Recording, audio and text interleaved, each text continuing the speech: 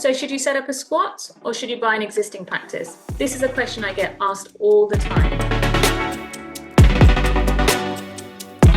So I've invited Rushdiyah today to talk to me about owning a dental practice. She bought her practice 9 months ago, so I really hope you find this useful. Welcome to Filling the Gap, the go-to podcast for dentists who dream big. I'm Dr Shabnam, a dental coach, educator, speaker, and your host. With over 20 years experience and the founder of my own successful squat dental practice, this podcast is designed to inspire and empower. Hi, and welcome to another amazing episode. So today I'm very honoured to welcome Rushdiyah Salie with me. Rushdiyah owns Gooseberry Dental Practice in Ipswich. Hi Rushdiyah, thanks for joining me today. Hi, thanks for having me, Shabnam. So one of the questions I get asked the most is, should I set up a squat or should I buy an existing practice? So I thought, why not get both perspectives today? So as you know, I set up my squat practice 5 years ago, and I've told you a lot about my journey. Rushdiyah actually bought a practice last April. So she's, how many months is it? 9 months into practice ownership? 9 months. Yeah, so Rushdiyah, tell me a little bit about your history and how you became a dentist and how we're here today. So I became a dentist a long time ago. I qualified in South Africa, in Cape Town, and I came over to the UK immediately, maybe about 6 weeks after I qualified. So it was a great time.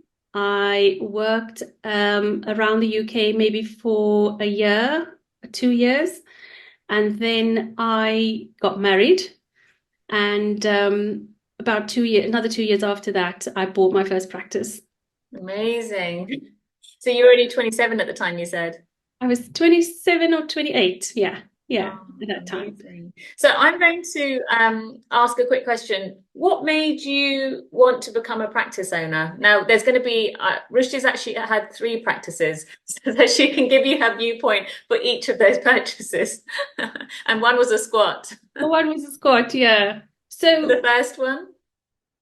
I think that it was just a matter of, for all of them, it's a matter of autonomy. It's about personalization, working the way you want to. You know, if you want to buy an A3 composite that's super expensive, you can do that. And there's nobody stopping you. So it's those things that just control of your own vibe and your own destiny and where you want to go. But I must say, it takes a certain type of person or personality. It really isn't for everybody. And I think whatever you choose, it needs to be right for you. So you mentioned it's not right for everybody. What do you think are the characteristics you need to be a practice owner? I think you need to be quite fluid. You need to be facing challenges, you know, the resilience, the grit. You need to be able to pivot. There are going to be days you're going to be sitting with your head in your hands and thinking, what have I done? Why can't I just walk out with my check at the end of the day? It's so much easier. But again, you need to understand your why. And I think it comes from you as a person, what kind of personality you are. Understand your why and where you want to go with your life. I think that's kind of really, really important. Yeah. I was going to say it can't be that bad because you've done it 3 times. So the first practice you mentioned, you bought it was above a shop, and then they redeveloped that area, and you decided not to relocate it. And then the second one was a little bit later when your kids were a little bit older. And so there was a slight overlap. With the first and second one, it was a squat, but it wasn't in the same location. It was about 10 miles out of the location of the first one, and it was a caravan. One of these game houses that they have next to the caravan site. So it was one of those. So it had business rights. So yeah, we just set up a squat there. So we converted the whole place, and it was a 3 surgery practice. Oh, amazing. And this more recent purchase that you've done, you this time chose to buy an existing practice. So what was the deciding factor for you not to set up? Did you consider a squat, or did you know that you wanted to buy an existing practice? No, I didn't consider a squat because I wanted a more of a ready-made income. So I decided no. So we wanted something that was already flowing, that had existing patient lists and something we could just build onto, really. Okay. And how did you find this practice? So the conventional way, went to the practice brokers, agencies, and just went through that. I had a few deal breakers with finding this practice. So, when you're 28 and you buy a practice, you can go anywhere in the country and just do it. But now I had kids, they were settled. So um, my location or what I was looking for was in a certain radius. I didn't want to drive for more than 30 minutes from my home. And getting up and moving was not an option for us. So it made the search very small, and so we were looking for a long time. But yeah, so we did find it eventually. Okay. You mentioned so that was actually one of the things for me as well. I live in Northwest London. As you know, there's a lot of dental practices here. But Yeah. when I was actually looking to buy a practice as well, because I was kind of a bit risk averse financially. I didn't want to make a massive financial commitment, and I wanted a business that was running and it seemed a bit more sure. But I looked and looked and looked and I couldn't find anything. And Yeah. my location, like you, was fairly fixed. And it really limited my pool of where I could buy. And the best thing about my practice is it's a 6-minute drive from my house. Oh yeah. So I can close my diary, go to my kids' sports day, and Yeah. then come back to work, and they barely know I've been anywhere, and it's just so convenient. And when you're setting up a squat, you need to be there quite a lot, and it's Mm. quite convenient to pop in and pop out, not having to do a big commute. So for me, that was one of my biggest factors as well, the location. So that would be my advice for any busy mum. Definitely for any women that have children, like stay as close as you can, even if it's walking distance, it's even better. Because my first one, that's what I learned from having small kids and, having to drive to work, come back, take them to school, come back. That was quite tiring. So definitely, yeah, 6 minutes, great. So the practice that you currently bought, Yeah, you mentioned that you worked in there as an associate yes. before. So did the opportunity come while you're an associate, or did you start as an associate when you started looking to purchase a practice? The opportunity came while I was an associate. So the principal I worked for was had the practice for 35 years, very experienced, really good practice, good patient base. So I had the opportunity to see how the practice was running, what kind of patient base there was, what kind of work what kind of income stream, etc., etc. And most of the patients were really well maintained, good patient list. It's a mixture of private and NHS. It's got a very small NHS contract. But most of all is the opportunity to grow, Mhm. which which was good for me, which was what we were looking for. Okay. And in terms of practice purchasing, I Mm. know you've done it many years before in 2002 and more recently now. What did you find was the hardest part? Dealing with a solicitor was really hard this time. It took really long, and thinking back on it now, the solicitor I had was going through a divorce himself, and it just delayed the process getting back to me, and it went back and forth. And if I were to do it again, I would say to anybody who is in that position, just change your solicitor if you needed to, um, because that caused not a major issue, but it dragged the process along a lot. How long did the process take? About 8 months. Okay. And the solicitor you had, was it a one-man band? Was it just him? Or was he part of a bigger team? He was part of a bigger team. He came as a recommended solicitor from the agency we bought the practice from. Mhm. So they were supposedly used to working with dental practices. So Yeah. we kind of just went with them. Yeah. Yeah, I always say get a good recommendation, and sometimes even just call a few. I was talking to one of my delegates recently, and she was looking for an accountant. And I said, why don't you ring five? And she's like, five. And I was like, yeah, ring five. And she's like, but that's a lot. And I was like, they're going to be looking after all your finances. You need someone that can work with you, someone that you like talking to, and you're going to test them to see how receptive they are to your emails, to your phone calls, to the way you like to work. And if at the initial meetings they can't meet you after work or the times you want to meet, it already gives an indication that the relationship's going to continue like that. Yeah. She didn't realize how much of a difference there was in characters.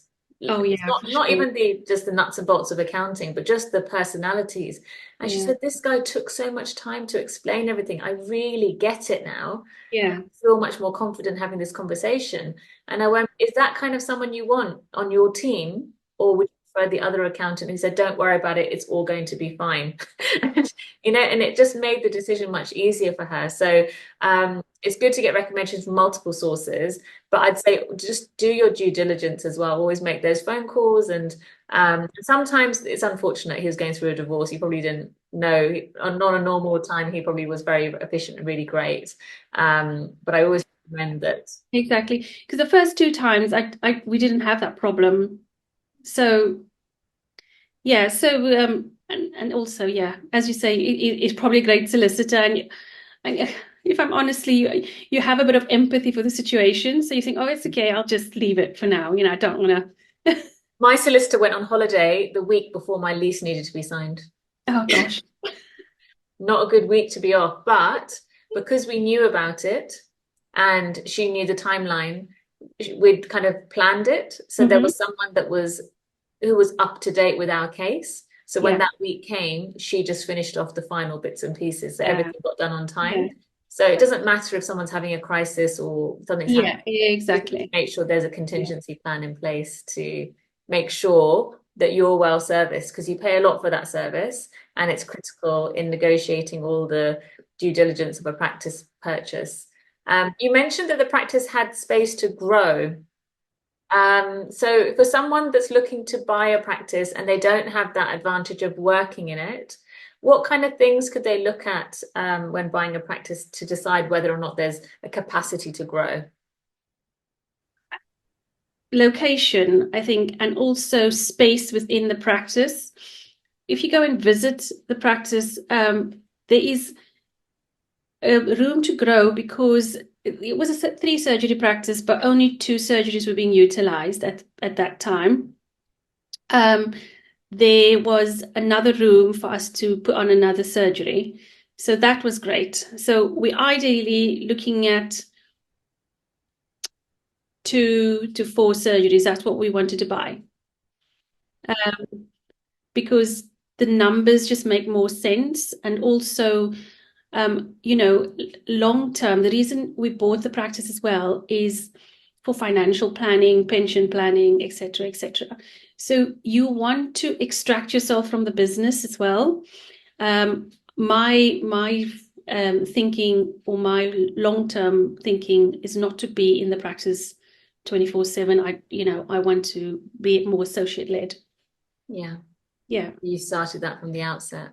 Yeah. That was kind of my vision from the outset, of what I wanted to where I wanted to end up. So I think that's quite important when you're buying or when you're setting up a squat or whatever you're doing. Have some kind of goal that you're going towards. Otherwise, you're kind of just running on the treadmill. And you could end up just working 6 days a week, running yourself into the ground and not having any time to run the business because you are the business. And yeah, it's so reliant on you, and you don't have that capacity to kind of step back and really kind of take control of things. Yeah, I totally agree.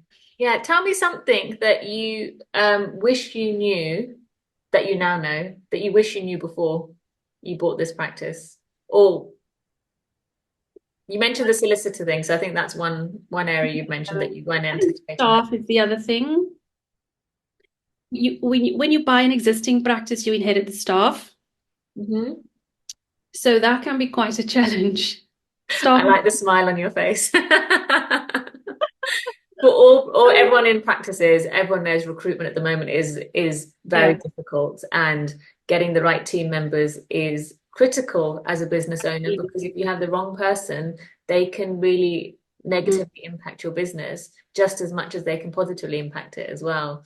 Yeah. So you worked in that practice, so you kind of knew the team, but it was still I not did know the easy. team. I did know the team, but I wanted to run the business. I wanted to run the practice a lot more different to what it was running at that point. So, small example, all the nurses were the receptionists as well. So there wasn't a dedicated reception team.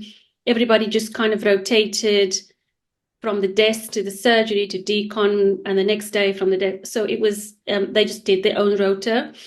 And I wanted to have a dedicated reception team. So I think when you introduce something new, you're always going to ruffle feathers, and staff, and sometimes it's okay to let people go. I think initially, uh, when you buy the practice, you need the staff just to help you through that transition. But I think if I know then what I know now, I would have definitely started recruiting a lot quicker, because I realized that I needed someone in 4 weeks, and most people's notice periods was 8 weeks or 6 weeks. Or so I think that is really important. Like when you're doing staff contracts and all of that as well, make sure that you ironclad yourself if people want to leave. So there is enough time for you to train somebody, or for that person who's leaving to train somebody, to get you that smooth transition, so there isn't that bump, you know. Yeah, because I guess most contracts it's 4 weeks notice. If your nurse handed in her notice tomorrow, you'd Yeah, have to pretty much interview and hire someone straight away for them to give exactly. their notice period to start on time, and there's no training period. Yeah, there's no training. There's no training. Yeah, constantly recruit. Even if you don't need, you could just say, if you're interested. Yeah, yeah. Yeah, And that's because kind of it's what I'm doing at the moment. I just got constantly things running in the background, so that we can recruit, because your business is all about people. It's about people. So you need to get to know the staff. You need to, and the staff needs to understand what your values is, what your vision is. And you do need to have a mission statement. You do need to have, a statement to work by, because that's what you need to introduce when you're recruiting people. You say, this is Can who I we are. ask what is your mission statement? Gosh, do you know what? It's so long. I can't remember. Give me the gist of it. But Give me the it's, gist of it. but it's really just a patient-centered focus. We're here to give the best experience and to look after the patient really well. So that is it. And how, everybody in the team needs to understand how their role plays into that vision. Yeah. So I think that's really important. And so when I started, I had that, but I don't think I articulated it really well, or some of the staff were also not maybe on board with where I wanted to take the practice. Reminds me of a story actually of someone met someone in the car park. It was a cleaner, and it was this business guru, and he came and he's like, "Oh, I'm going to ask this cleaner, what does he do?" So he's sweeping the floor, and he goes, "Oh, what do you do here?" And he goes, um, I help this Formula One driver win all his races." Oh, wow. And he's like, "But you just clean the floor." And he goes, "Well, no, I'm part of the team that helps him that enables him to do that." And I thought that's that the mission statement went down all the way down to the Yeah. cleaner, that the cleaner Yeah. felt that him keeping the environment clean and tidy meant that teams was successful in all their races. So that's a really Yeah. successful And mission statement. and that's kind of where you want to go. That's kind of my everyday. That's kind of how you want to inspire the team. Yeah. Come on board with you. Yeah, it's all about people, patients. It's all about people. It all just, patients care about. I find being a dentist for so long, patients care about the dentistry, but they care more about how you make them feel. Yeah. And in Yes. terms of like when you buy a practice, sometimes people say they want to rebrand it and they want to change this and they want to change that. And everyone's like, don't do that. Don't do that. Don't scare the existing patients. Just try and keep everything looking normal, looking the same for a while. And then after a bit of time, then transition. When would you obviously haven't rebranded yours, but if you're making these changes, when do you do that? Because you kind of don't want to let people think that's acceptable, whatever they're doing. You want to kind of bring in Mm. your boundaries and your KPIs and things. So at what stage would you say, did you just do it from day one or? I didn't. I did it about 6 or 7 months into. And so I went for a complete change. I changed the name of Oh, the you practice. did. I changed the name of the practice as well. I mean, there's a few things, a few hard lessons I learned with that as well. Um, so I feel that you should, when you're marketing, you should keep the old name for a little while. Um, But there's certain things you can do, like while you're doing your new website, if you pop on the old one that you are rebranding, let patients know that there are some changes happening. Um, Also, the old or the existing principal or the previous owner, he kind of worked with us for a little while. So he did tell patients that he was leaving and then introducing us. And I think maybe that part I could have done more formally with a letter to every patient, especially like the private patients that have been there for over 20 years. If I did that again, I would do just like a little mail shot to everybody about that. But yes, so you can make it your own, you can rebrand, but it has to be a bit of a gradual process for the patients, 100%. So now you are 9 months in to owning a practice again. Would you do it again?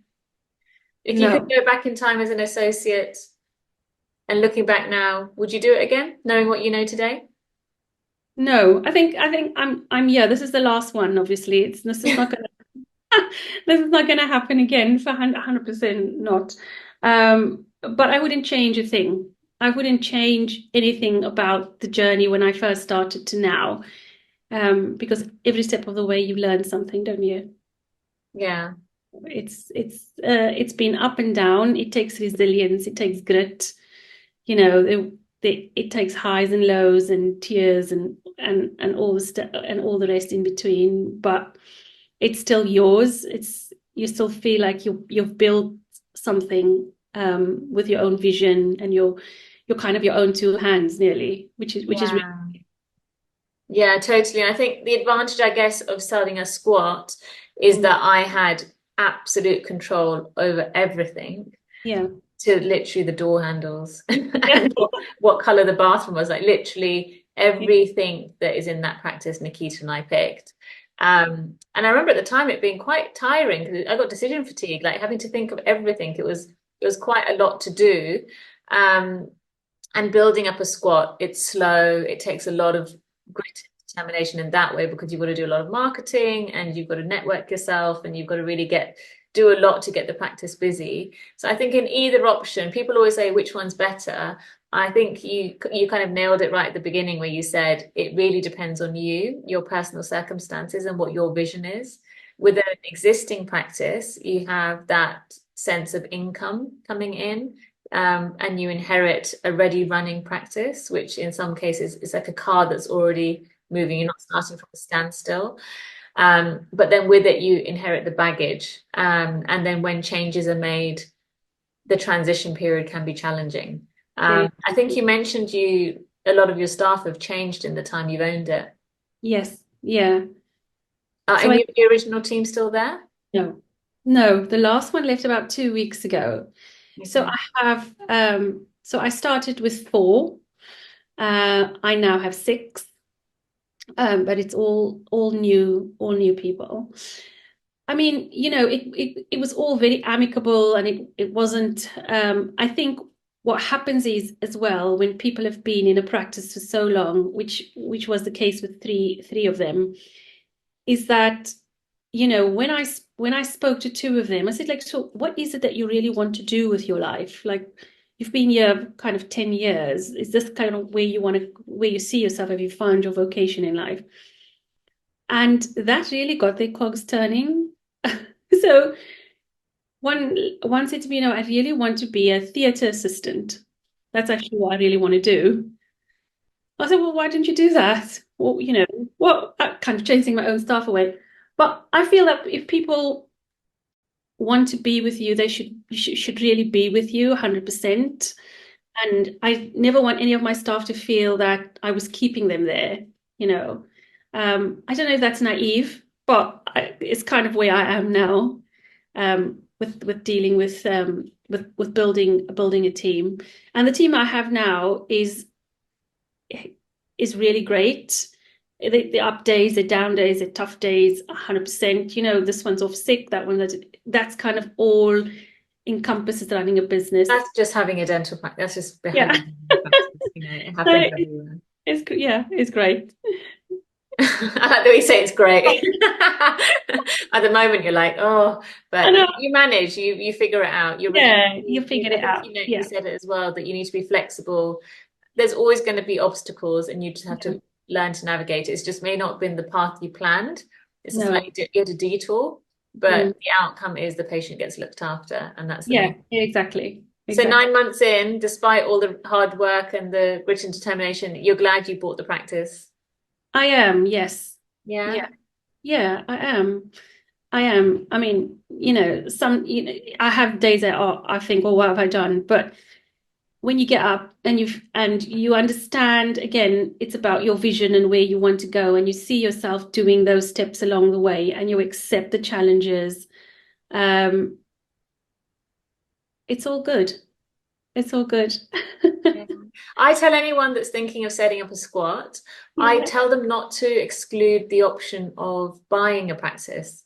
Definitely. So I always tell them, sign up with an agent, go view some practices, because you learn so much from the process. You learn about, you get an idea of how much you can borrow, imagine straight away. You get to see different practices, because some people, they only know the practices they've worked in, and actually there's such a huge variety of practices, locations. Like my practice is in a park on the second floor above a museum opposite a lake. Compare that to a shop front.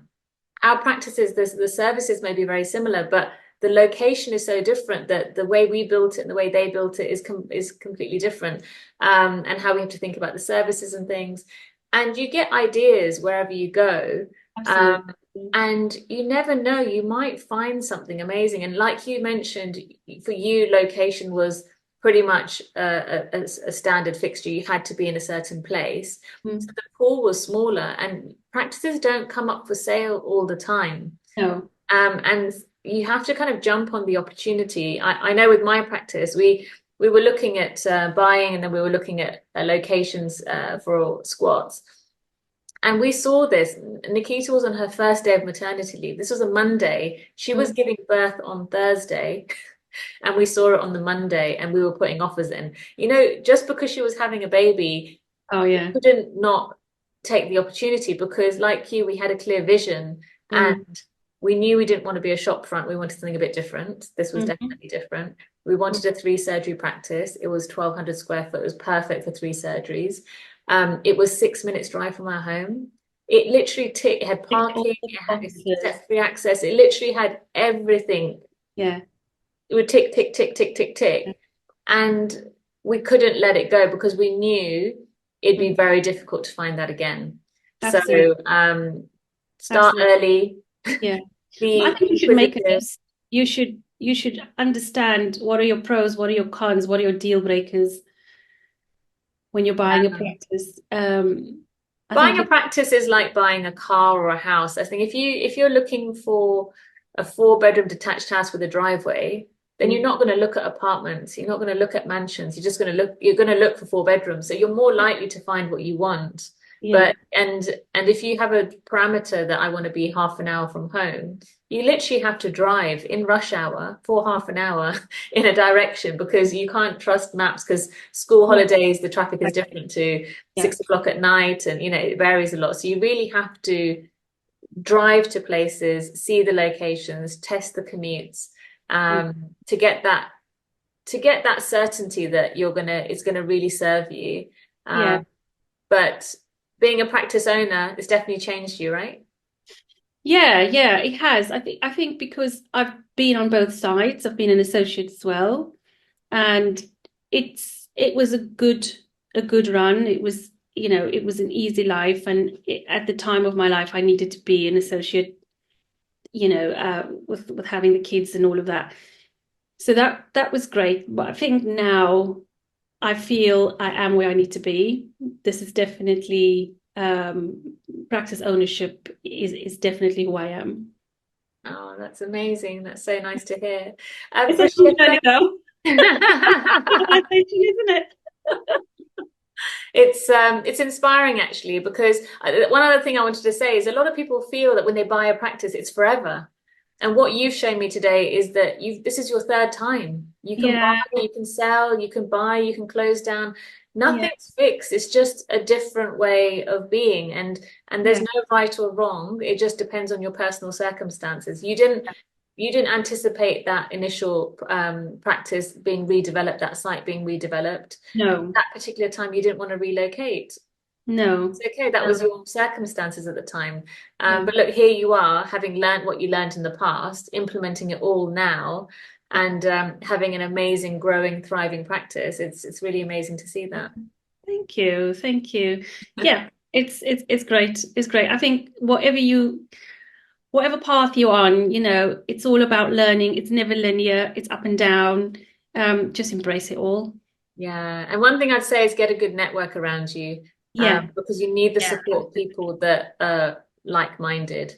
yeah, You don't want someone telling you, "I told you so, you shouldn't have done this." You kind of need people around you that are kind of pragmatic, solution finders, resourceful, kind of there to just be there for you during those tough times, and have that support network in place because it's like any job. There's demanding times, and you need that support at times. And when you don't need it, you just feel better knowing it's there. Whether absolutely. it's your friends, whether you get a coach, Find, whether you I get a think mentor. find people who have done it already. Mm, Find people who've been through the process. That's really important. yeah, Um, Find someone who, if you want to be a certain type of practice owner or run a certain referral practice or private practice, whatever you want to run, find someone who's done it already and is willing to share that with you. yeah, Um, who's been, 4 or 5 steps ahead, even a few steps. Yeah, doesn't matter. But just you can also bounce ideas off and yeah. So networking really, really important of where you can how you can improve, how you can grow when you're not sure about anything. yeah. Absolutely. And then one day you'll become a role model to someone else, and you can help them, and it's all about giving back. Absolutely. And that's actually why I do these recordings, because I talk to people all day long about my experience. But Yeah. what I realize is it's my experience. Yeah. And there's so many other experiences and other people's opinions, and there's so many experts in their field. So I really like to get different viewpoints because I've never bought a practice. So people are like, shall I buy a practice? And I'm like, well, I've not done it. So Yeah. I can't tell you yes or no. I can tell you I considered it.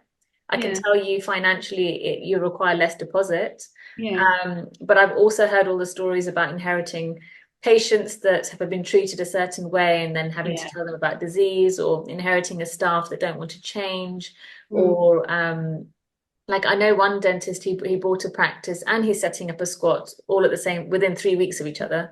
And literally in the first, it's only been 2 weeks, but a lot of the patients have just cancelled their appointments. Yeah. They cancel their appointments and they're like, we're not coming back because the owners sold it. We don't want to come there anymore. So he's Mm. gone from having this quite full list Mm. to empty diaries, and he's obviously paid for this practice, and now he's scrambling trying to figure out how to stop people from cancelling.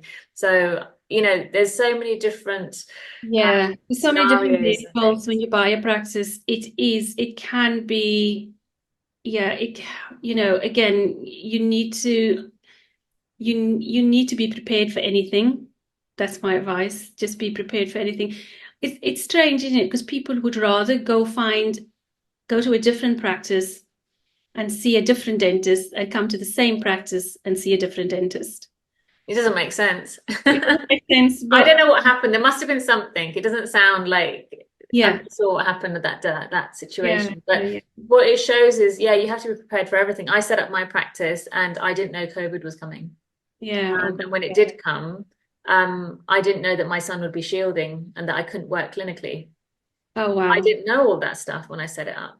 But here I am 5 years later, knowing that we navigated it like Yeah. you. We're flexible, we flowed, we pivoted, and we got through it. And I think it makes you realize that you can't plan everything, but when things happen, you kind of will find a way. You'll always find a way. You've got to have that belief in yourself that Find a way. yeah, Yeah. you'll always find a way. And you can ask people for advice and help. But in your heart, most of the time, you know what the right thing to do is. And you're just going to have to go for it. Yeah, absolutely. Absolutely. It's about trusting yourself. Practice journey is about trusting yourself. Yeah, having that belief in yourself. Totally. Rushdiyah, thank you so much for your time today. I really, really appreciate it. If anybody wanted to get in touch with you or wanted to chat to you, what would be the best way for them to contact you? I do have an Instagram page, but it's Go on, tell us what it is. It's Dr. Salie _create. Create. Amazing. Thank you so much. You're welcome. You're welcome. It was lovely chatting to you, and thank you so much for having me. It was good fun. I told you it would be. Thanks for tuning in to Filling the Gap. If you loved what you heard, please take a moment to give me a 5-star review and subscribe. I'd love to hear what stood out for you. You can follow me on Instagram at Dr. Shabnam Salie. I offer a free discovery call to see if I can help you on your journey. If you're interested, you can book a call with me through my website, shabnamsalie.com. And if you enjoyed today's episode, please spread the knowledge and share it with a friend. Thanks for listening, and see you next time on Filling the Gap.